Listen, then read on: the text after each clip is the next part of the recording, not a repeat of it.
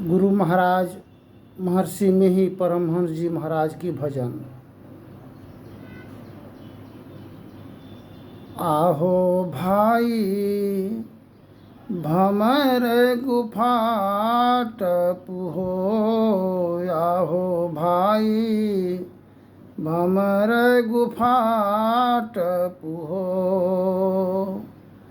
गहिले अनुपम धुन टपु सुन महासुन, गहिले अनुपम धुन टपु सुन महासुन। भमर गुफा टपु हो, आहो भाई भमर गुफा टपु हो। मर्यादा, रिश्ता, जाति प्रथा, ये सभी भमर गुफा के समान है। इसको टपना, पार उतरना असंभव है। सर्वप्रथम हम लोगों को बोध, जानकारी यह होना चाहिए हम लोग हैं कौन। इस जगत संसार धरती धरातल पर हम लोगों को जन्म सृजन हुआ है क्यों, क्या करना चाहिए और क्या नहीं करना चाहिए। हम लोग इस रंग भूमि का हम लोग योद्धा हैं। युद्ध लड़ने के लिए आए हैं दो पक्षों के बीच में। महासंग्राम युद्ध दो पक्षों के बीच में, एक तरफ है धर्म, एक तरफ है पाप। इसी का हम लोग निरंतर युद्ध लड़ते हैं नित्य प्रतिदिन। महाभारत के समय में भगवान कृष्ण अर्जुन को कहते हैं, पार्थ धनुष चलाओ। बोला मेरा सभी सगा संबंधित हैं, गुरुजन हैं, पितृजन हैं, हम किस पर धनुष चलाएंगे। भगवान कृष्ण कहते हैं कोई किसी का नहीं है। यह महासंग्राम युद्ध धर्म अधर्म का है पार्थ। जिसको हम युद्ध चला करके तुमको मारने के लिए कह रहे हैं, सर्वप्रथम वो पहले से ही मरा हुआ है। केवल एक माध्यम हो पार्थ, युद्ध चलाओ। इसलिए संत सदगुरु कबीर साहब की वचन है, मन मरा ना मैं मरा, मर मर गया शरीर, आशा तृष्णा ना मरी, कह गए दास कबीर।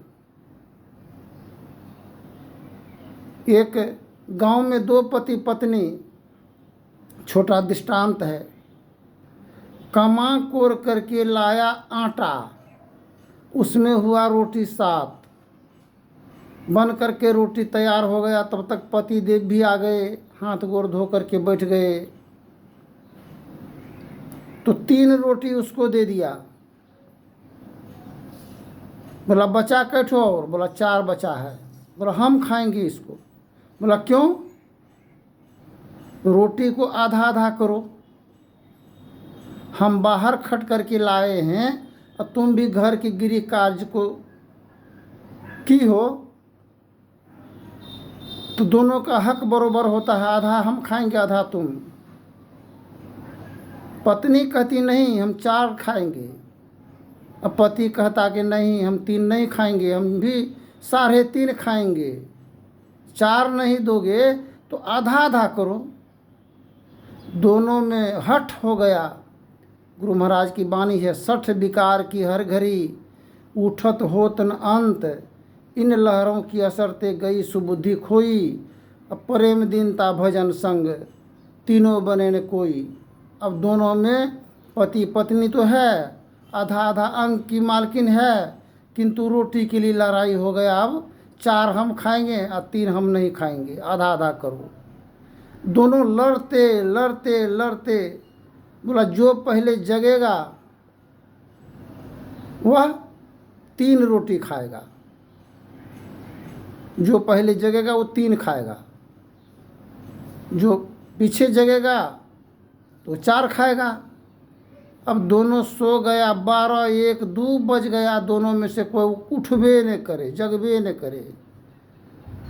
गांव समाज का आदमी इकट्ठा हुआ, बोला ये दोनों मर गया। मर गया तो 7 आदमी था परिवार लगा करके, दोनों को अर्थी बना करके कब्रिस्तान स्मशान के तरफ, मरघट के तरफ ले जाने के लिए गए, डहा संस्कार मिट्टी मंजिल के लिए।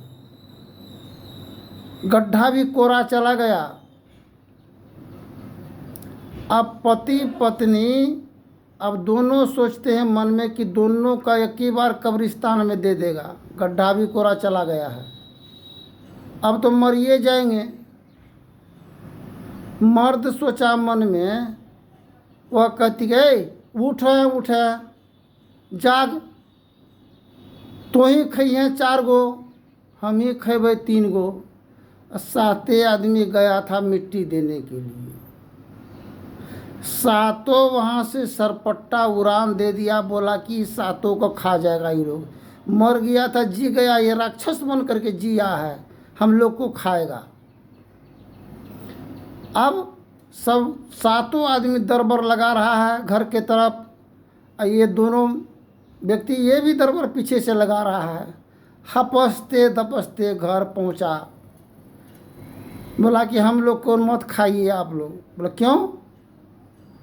बात आप लोगों को नहीं खाएंगे हम, बात ये है रोटी था 7 ठो, इसी का झंझट मचा था, जिसके लिए हम लोग पहले जगने की बात हुआ था। आज हम लोग कब्रिस्तान की तरफ पहुंच गए हैं। तो कहने की तात्पर्य है, 2 पक्षों के बीच में बाप ससुर का संपत्ति तो हाथ लगिए गया, पति का कमाया कोरा हुआ तो वो भी उसी का हाथ में है। अब और से भी अगर हो जाए संबंध तो वो हो कुछ आमदनी पैसा कुछ हो जाएगा तो हमको कोई चीज़ का कमी नहीं रहेगा। इसके लिए संबंध नैतिक और अनैतिक। मर्द थक हार करके हमें चलवे करवे यहाँ रास्ता देके, मर्द कहे नहीं वो रास्ता नहीं है, जन्नत की तरफ जहन्नम की तरफ जाएगा। तुम साथ ही साथ अपने बाल बच्चों को, अपने कुल मर्यादा का हनन होगा, इससे मानहानि होगा, गलानी होगा। इसलिए संबंध नैतिक संबंध, अनैतिक संबंध, बाहर में अगर आबरू लुटाती हो तो उसे अनैतिक संबंध माना जाता है। और परिवार परिजन के सन्मुख अगर इस समस्याओं को निवारण समाधान हल किया जाए तो यह नैतिक संबंध माना जाता है। वार्य हिंसा और अनिवार्य हिंसा, यह हिंसा है यह भी, किंतु ये वार्य हिंसा है, वो बाहरी विचारधाराओं में संलग्न होना, ये अनिवार्य हिंसा है। 2 पक्षों में मार पछाड़ काट दंगा फसाद, बाल बच्चों का जीवन तबाह होता है। इसलिए संत सतगुरु कबीर साहब की वाणी है, चलती चक्की देखकर दिया कबीरा रोए, 2 पाटन के बीच में साबित बचा न कोई। यह जीवन की रहस्य चक्र है, इसका नित्य प्रतिदिन हम लोग युद्ध, महासंग्राम युद्ध होता है। एक शिक्षक के यहाँ हम पढ़ते थे, वही मेरा नाम रखा था राजकुमार। प्रथम क्लास में विद्यालय में जब दाखिला भर्ती हुए तो खुद ही कहता था हमको नाम, मेरा माँ एक चावल का लारू बना करके खुद ही दे करके बेच दिया था हमको, क्योंकि पुत्र नहीं होने के ही कारण बेच दिया था। तब शिक्षक हमको नाम रखा राजकुमार। कुछ दिन के बाद उनका धर्म पत्नी का निधन हो गया, 3 बेटी रह गई, बेटा नहीं था। लोग बेटा के लिए सब जगह जाते हैं, बाबा धाम जाते हैं बेटा के लिए, कुल वंश वृद्धि हेतु। मास्टर साहब सोचा चलो 3 बेटी है, यही मेरा वंश वृद्धि होगा, इसी से शादी ब्याह नहीं किए। 3 बेटी को पालन लालन पोषण शिक्षा दीक्षा देने लगे और आशा और भरोसा लेकर के रह गया कि मेरा बेटी होगा, दामाद होगा तो देख रेख करेगा। अंततः बेटी को हो गया इधर से उधर, माँ को नहीं रहने के बाद संबंध हो गया। अड़ोसी पड़ोसी अगल बगल के लोग जब पिताजी कहते थे कि देखो मेरे हम मास्टर हैं, सब जगह कितना मेरा शिष्य विद्यार्थी है, ये मानहानि गलानी के कार्य पुत्री मत करो, इससे मानहानि होगा, तीनों कुल नाश होगा, इससे मर्यादा का हनन होगा। पुत्री चरित्र सबसे बहुत बड़ा गहना है, उपहार है। चरित्र हनन होने से मानव का पतन होने में देर नहीं लगता है।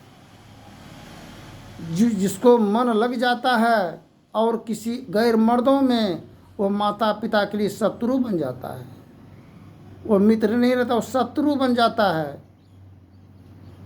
अगर विशेष दबाव दिया जाए तो या तो मरने की संभावना है, नहीं तो गार्जियन पर ही गलानी मानहानि का आरोप लगाया जाता है।